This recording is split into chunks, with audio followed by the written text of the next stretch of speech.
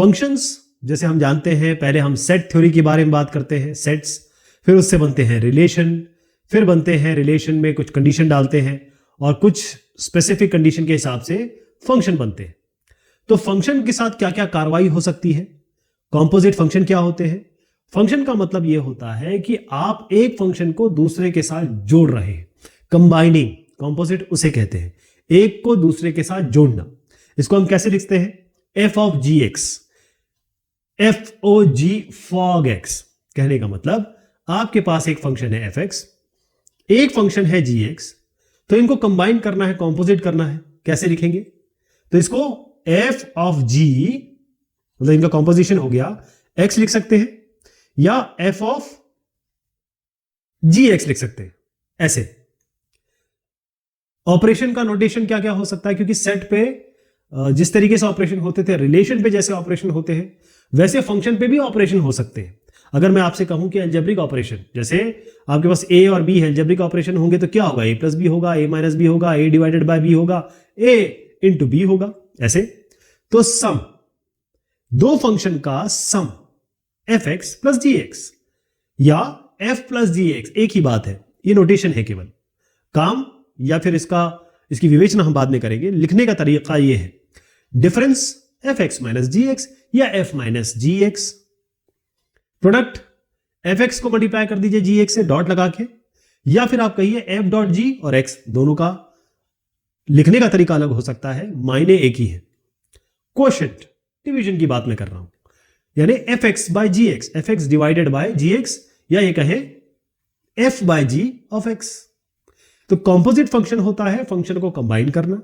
Operation जो होते हैं वो भी एक तरीके से कॉम्बिनेशन ही कहते हैं, क्योंकि एफ एक्स प्लस जी एक्स करेंगे तो एक कोई फंक्शन निकल के आएगा। एडिशन सब्ट्रैक्शन से शुरू करते हैं। आपके पास ये एफ एक्स है, जी एक्स है, अगर एफ प्लस जी एक्स करना है तो क्या करना है? सिंपल दो एक्सप्रेशंस आपके सामने, इनको ऐड कर दीजिए। इस पहले को लीजिए, इस दूसरे को लीजिए और दोनों को ऐड कर दीजिए।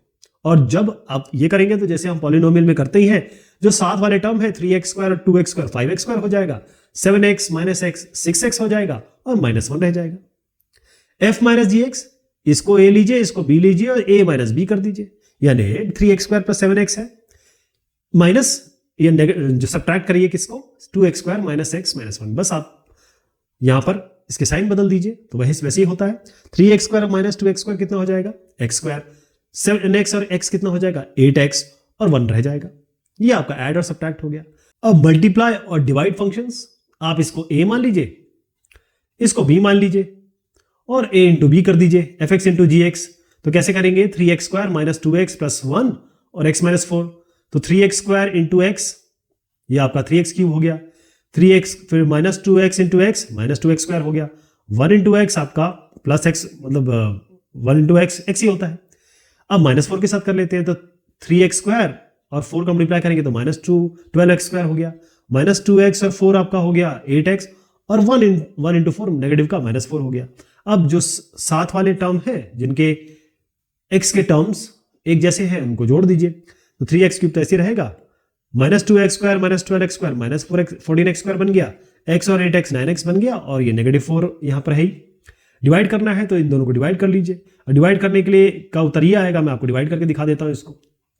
वैसे ये अलजेब्रा का है, पॉलिनोमियल अलजेब्रा है, लेकिन फिर भी कंप्लीशन के लिए मैं आपको बता रहा हूं इसको कैसे करते हैं। यहां पर आपका है 3x squared minus 2x plus 1, तो हमको 3x स्क्वायर चाहिए, तो कैसे मिलेगा? x यहां पर 3x करना पड़ेगा, तो आपको 3x स्क्वायर मिल गया, ये आपका माइनस 12x हो गया। अब साइन चेंज कर दीजिए इसके लिए, तो ये तो खैर ऐसे ही आ जाएगा, ये कैंसिल हो जाएगा, 12 और माइनस 2 10x, और ये आ गया आपका 10x और प्लस 1, ये प्लस 1 आया ना, क्योंकि यहां पर तो आपका कुछ है ही नहीं। अब आप क्या करेंगे? आपको 10x चाहिए, तो यहां पर क्या करते हैं? प्लस 10 कर लीजिए, 10 इंटू एक्स, तो यहाँ 10x आ जाएगा और यहां पर बनेगा आपका माइनस 440, ये हो गया। साइन चेंज कर दीजिए, ये कैंसिल, ये आपका 41, तो क्या बना? 3x प्लस 10 यहां लिखते हैं, ये आपका आएगा 41, रिमाइंडर है तो ये ऊपर आएगा और ये x माइनस 4 नीचे आ जाएगा। ऐसा कॉम्पोजिट फंक्शंस का इवैल्यूएशन कैसे करेंगे? यानी एफ एक्स और जी एक्स ऐसा है, आपको fog x निकालना है, गॉफ x निकालना है। इसके अलावा दो और होते हैं, FOF भी होता है, इसको ऐसे लिख सकते हैं। इसका मतलब क्या है, f of fx, ये भी एक ऑपरेशन होता है, और GOG यानी g of gx, ये भी एक ऑपरेशन होता है। तो एक ही बात है, कहने का मतलब यह है कि आपको करना क्या है इसमें, आपको ये जो fog x का मतलब ये है कि f of gx यानी gx को लेना है और f के अंदर रख देना है। gx क्या है, 2x - 1। तो अब आपको fx के अंदर जो x है उसके अंदर 2x - 1 रखना है, यानी जहां जहां आपको ये x दिख रहा है वहां पर आपको ये gx यानी कि 2x - 1 रखना है। तो आप इसकी जगह 2x - 1 होल स्क्वायर करेंगे, इसकी जगह 2x - 1 रखेंगे और इसको फिर ओपन कर देंगे। ये आप जानते हैं a + b होल स्क्वायर क्या होता है। तो उसको जब ओपन करेंगे तो आपके पास एक एक्सप्रेशन आ जाएगा, ये फाइनल एक्सप्रेशन है। g of fx करना है तो इसका मतलब क्या है कि g of fx करना है। तो fx क्या है, 3x², तो g of 3x² - x - 4, यानी ये पूरा आपको इस x की जगह तब्दील कर देना है, यानी g f x है, यानी g of 3x² - x + 4 है ये। इसको उठा के इस जगह पर रख दीजिए, 2 into दिस टर्म -1। तो इसको जब खोलेंगे और थोड़ा सा इसको सिंप्लीफाई करेंगे तो ये आ जाएगा। कॉम्पोजिट्स, अगर आपके पास फंक्शन सेट दिया हुआ है तब आप कॉम्पोजिट कैसे निकालेंगे, fx gx आपको दिया है, f of gx निकालना है। f of gx कैसे निकालेंगे, अब इसको एक मैं आपको बताता हूं, आपको समझ में आ जाएगा। f of gx निकाल रहा हूं मैं, ये है f of gx, ठीक है जी। अब gx क्या है आपके पास, gx यानी आप बात कर रहे हैं gx, इसमें पहला टर्म क्या है 5, तो आप क्या करेंगे f of g5। लेकिन जब आप gx की बात करते हैं g5 तो वो क्या है, आप जानते हैं y जो होता है वो fx होता है, इसी को तो आगे टर्म लिखते हैं, y आपका fx ही होता है। तो इसी तरीके से y आपका अगर लिखेंगे तो gx आएगा, यानी कि फंक्शन तो इसी तरीके से लिखते हैं।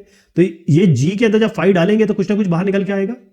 जैसे y = x + 1 लिखा आपने, इस x के अंदर कुछ डालेंगे 1 तो y निकल के 2 आएगा ना, 1 + 1। इसी तरीके से g में जब 5 डालेंगे तो क्या आना चाहिए, और ये ऑर्डर्ड पेयर है, यानी ये x है ये y है, तो जब आपने इसमें 5 डाला तो क्या निकल के आ रहा है, 7 निकल के आ रहा है।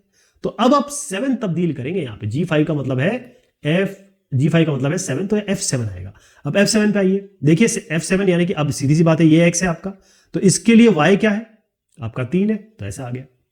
एक और बताता हूं मैं आपको, या ये कहें ये सारी वैल्यूज हो गए, ये सारी वैल्यूज हो गई। मैं आपको ना अगला बताता हूँ, ये वाला गॉफ एक्स बताता हूँ, ये गॉफ एफ।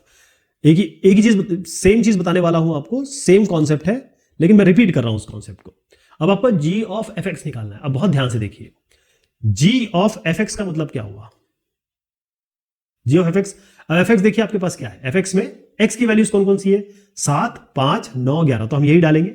तो f में हम डाल रहे हैं पहले 7, x की वैल्यू तो यही है 7, क्योंकि ये जो ऑर्डर्ड पेयर होते हैं ये क्या होते हैं, x, y है ना, तो x7 सीधा तब्दील कर दीजिए g of f7। लेकिन f7 क्या है, ये फंक्शन है y = fx, जब इसमें x की वैल्यू डाली 7 तो y निकल के आएगा कुछ, y क्या है इसमें 7 डालेंगे तो क्या निकल के आ रहा है ये 3, तो इसकी जगह आप 3 तब्दील करेंगे तो g3 हो गया ये।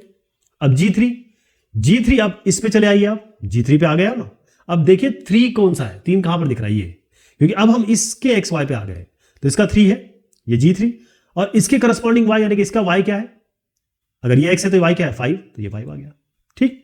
तो इस तरीके से बाकी भी आप वैल्यू निकाल लेंगे। अब इसमें कुछ अनडिफाइंड आ रहे हैं, ये मैं आपको बताता हूं, ये इसका मतलब क्या है, ये भी आपको समझना चाहिए। g of f, क्योंकि हमको सारे निकालने हैं ना, ये 9 का भी करना है, 11 का भी करना है, मतलब 7, 5, 9, 11 सबका करना है। तो g of fx में अब आप g of f9 करना चाह रहे हैं, तो f9 के लिए y मतलब ये अगर ये x है तो y क्या है इसका 8, तो g of 8। अब हमको 8 ढूंढना है यहाँ पर, 5, 3, 7, 9, इसमें तो ये अगर हम देखें इसके x सेट में 5, 3, 7 और 9 है। इसका जो एक तरीके से डोमेन आप कह सकते हैं वो ये है, इस डोमेन में 8 आ ही नहीं रहा है, इसमें 8 नहीं है, तो हम कहां से निकालेंगे इसका y, कहां से निकालेंगे, नहीं निकाल सकते आप, इसलिए अनडिफाइंड लिखा हुआ है।